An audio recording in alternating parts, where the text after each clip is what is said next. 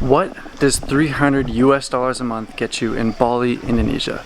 Today I want to show you guys around my tiny home villa that cost me $300 a month, give you a tour, and talk about some of the pros and cons of budget living here in Bali.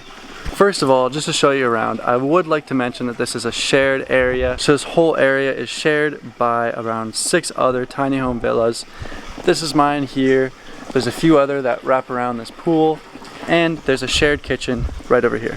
This here is a shared kitchen area where I rarely make food just because there's a lot of bugs. I've had cockroaches in food. I've had cockroaches climb on me while I'm making food.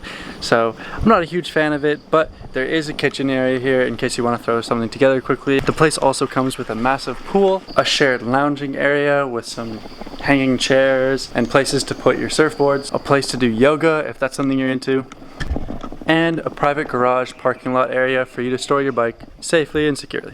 Now the outside of the villa is great, but let's check out what's inside. So now that we're in the villa, I want to show you guys around a little bit, and then we'll talk about some of the pros and cons of this specific $300 a month villa. So coming in, we've got the front door right here, bed. I'd like to point out this whole place is just one room plus a bathroom, so it does get a little bit small, but actually surprisingly a lot of storage space, which is really great, but more pros and cons later. We got the bed. We have a sofa here, some storage space. We have a door here, which is covered up by a curtain.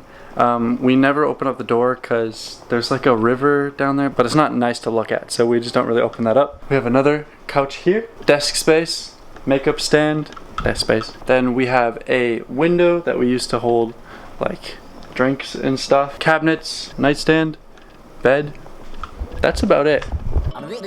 That's all, folks. There's really not much to see in this house. It's one room, it's a tiny house, but it works. It's pretty nice. I enjoy living in it. I wish there was a little bit more space. Sometimes it's hard to feel creative when you can't take a walk around in your own space. There's no real private area to go outside and just relax and think about things. So that would be like a big thing that I would look for in another place, would be just an outdoor area that's private. Because for me, being outdoors is where I think and I come up with creative ideas the most. But now let's move on to talk about the pros and cons of this place specifically. So, pro number 1 is that it's a closed living environment. You'll see a lot of places here aren't fully enclosed. They open up to the outside. Even in the bedroom sometimes, there's places here that are completely part of the outside environment, and you might get a fan that's above you, but being in Bali, being where it's humid and it's hot, it can be really irritating to be outside, and it also brings in a lot of bugs. So it's nice to have a closed environment with this where everything's sealed in, not a lot of bugs get in, and everything keeps very cold with an AC. AC is another one of the pros here. I would not get a place without an AC. It can be really, really hot some days, and it's nice to come inside and be in a cold environment. Maybe it's just because I'm from Canada, but I do like being cold. Am I crazy? I just really like being able to wear a hoodie inside or wear sweatpants and not feel like I'm dying. So I do keep my room at 16 degrees most of the time. Now, speaking of ACs, one thing that's also really great about this place is that the electricity comes included. And that might not seem like a big deal, but if you're running an AC unit all month long, 24/7, the electricity bill here really adds up. So it is really nice to have a place where the electricity is included, so you're not ending up with like a $200 bill at the end of the month for running your AC nonstop, which has happened to me. Water is also included with this house, which is really nice. You don't have to go out and get big jugs of water, because remember, you cannot drink the water from the tap here, so you do have to buy it. Usually you buy these big jugs of water and you can bring them in. You have a water machine. One thing I do wish this place had was a water machine that could make the water cold. Right now the water comes from a jug that's outside, and being outside all day makes the water pretty lukewarm, and it'd be nice to have a refreshing glass of cold water every once in a while. So I do miss that, but water is included, so that's great. Water, water, okay, water, what? Water, drip, water, splash, water. Now, also included in the monthly bill is 24/7 security, which is amazing. I'd highly recommend looking for a place that has security if you're doing that. Now, I have walked in and the security guard's sleeping outside, so it's a little bit sketchy, but still, it's better than nothing. Somebody looks after our bikes all day, and it does give you a sense of peace of mind to know that there's somebody outside looking over the area, and most of all, keeping you safe. Now, beyond 24/7 security, there's also a cleaning staff that comes twice a week. Most of the time, we just say that they don't have to come in because we keep the place pretty clean ourselves. It is nice to have somebody who can bring fresh towels and toilet paper and take out the trash if needed. Keep in mind, this is all included for just $300 a month. And that's a great price. Now, along with all these benefits, it's just nice to live in a place that's aesthetic. I'm a photographer, my girlfriend's a photographer, so we've taken lots of photos in this beautiful place. We have all these vintage elements that they put up on the walls, like these vintage paintings, there's sewing machines, all this cute stuff. It's nice to have a place where we don't have to go far to shoot. I will say we probably could get more space for the money, but for us, it was more important to get some place that looks aesthetic versus some place that's big. Along with that same train of thought, there's a lot of nature outside, which is beautiful.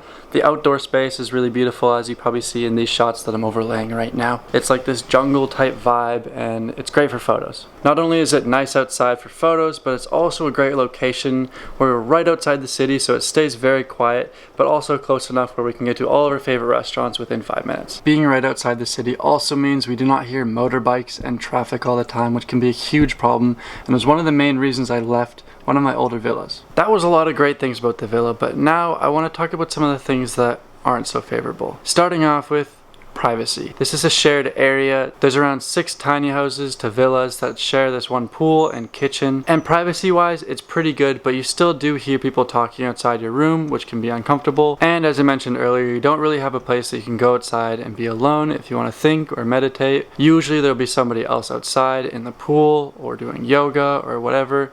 This can be great if you want to meet people, but sometimes you do want an outdoor space alone. I especially find myself not liking the shared space when it comes to the kitchen, because you do have to share dishes, share a fridge, and it ends up being that there's people's moldy food in the fridge or people are taking your food. One other funny thing I should mention is there is some leaks in the roof. This place looks like it was constructed with aesthetics in mind and maybe not practicality. So as you may be able to see, probably not. There's like small holes in the side of the wall, and when it rains hard, there is some water that comes through. My laptop almost cooked because it was on this table and water started coming down from the ceiling. So make sure you keep your eye out during the first rainstorm that you have at your villa to make sure that there's no leaks, because it has happened to me now at 3 villas. My last villa actually completely flooded with like 3 inches of water on the ground when there was a storm. So make sure to watch out for that. Now, the final con that I want to talk about specifically, I've mentioned already, but that is just the size of the space. This place is quite small, and the main thing that I don't like about it is that you end up just sitting in bed all day. For the most part, I don't use a desk, I don't use a couch. I'll just end up sitting in bed, working on my computer from there, and it would be nice to have a space that feels separate from work life. Right now, it doesn't feel like I ever get away from work because I'm always in my office. So it would be nice to have an external space where I can sit, relax, get away from work, and get inspired. With that being said though, I do want to say I'm very happy with this place, and for $300, you really can't get anything even close to this in North America, or many places in the world for that matter. So this is incredible value, and the pros definitely outweigh the cons, and that's why I've chosen to live here at this specific villa for more than 3 months now. In general, when looking for a place, I go through a whole checklist in my mind of the things that I've learned that I don't like and the things that I do like here in Bali. So if you guys want to see a video about that whole checklist and how you guys can look for places here in Bali, whether that's going through Facebook or Airbnb or different apps or different pages, let me know and I'd be happy to share a whole video diving deep into looking for your perfect place here in Bali. But for today, I think that's it. So I'll see you guys in the next one. Make sure to subscribe, smash that like button, comment down below if there's anything that you guys want me to answer in a video form. I'd love to share more videos with you guys all about living in Bali and traveling and being a digital nomad. But for now, that's it. I'll see you guys next time. Peace.